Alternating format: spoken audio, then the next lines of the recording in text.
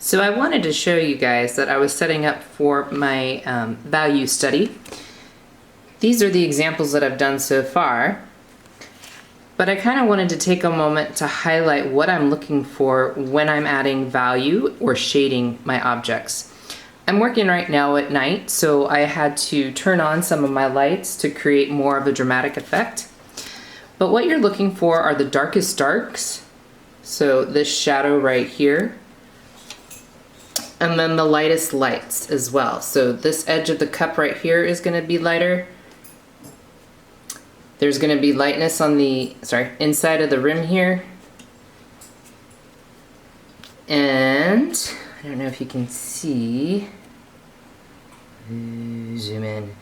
There's slight differences on the handle itself. At the very top, it's a little bit darker than that little edge right there. And then when you come around, you see where it's shining right on Picasso's face there. And then this side right here is brighter or lighter, and it gradually gets darker as it goes towards this side. Whoops, it's focus.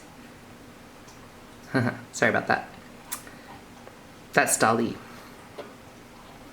And then once again on this side, you're gonna have a highlight. If you look right on the rim right here, that's like the brightest of the bright. I'm not even gonna put any markings in this area right here or anything else that's like that area. So, if you notice, there's also a slight kind of almost like triangular shadow on the inside of the cup here. So I'm gonna pay close attention to that when I'm shading in. And so now I'm going to start doing a time lapse using this drawing, that drawing right there. And I'm going to fill it in using the stippling method. Going to fill it in using the stippling method. There we go.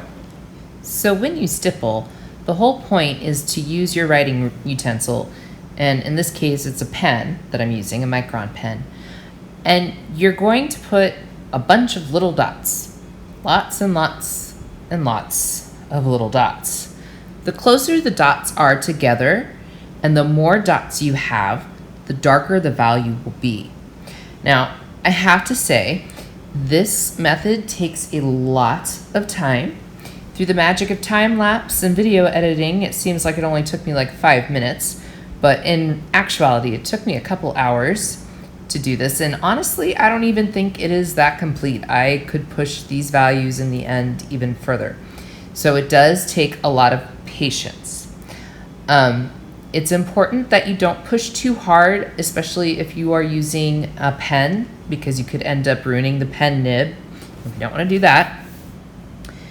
And you can also do this with various colors. So let's say you don't want to mix colors, you kind of want to play around with Optical Illusions, and you put yellow and blue right next to each other. And if you look at it real close, then it's still going to look like yellow and blue, but when you look at it from further away, it looks like green. There have been painters over the years that have used this method for ginormous paintings, like the size of a wall. And I will put a couple examples of set artwork at the end of this video. I'm not the most patient person. I actually prefer to use shading when I'm adding values. This is one of the reasons why I work more in acrylic than anything else, because yeah, this takes a lot of time. Okay, so I have a confession to make. Remember when I said that you can use color for stippling? Well, actually, when you use color, most people would consider it what's called Pointillism.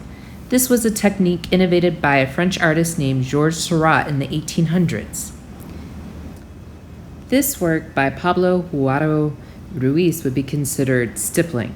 It's monochromatic, meaning just one color, in this case, black and white and various shades of gray. This is another work by the same artist, same subject matter in fact, that would be considered Pointillism because it uses color. And technically, all tattoos could be considered either stippling or Pointillism, depending on if it has color or not. This would be Stippling from Jaya Swartika, an Indonesian artist.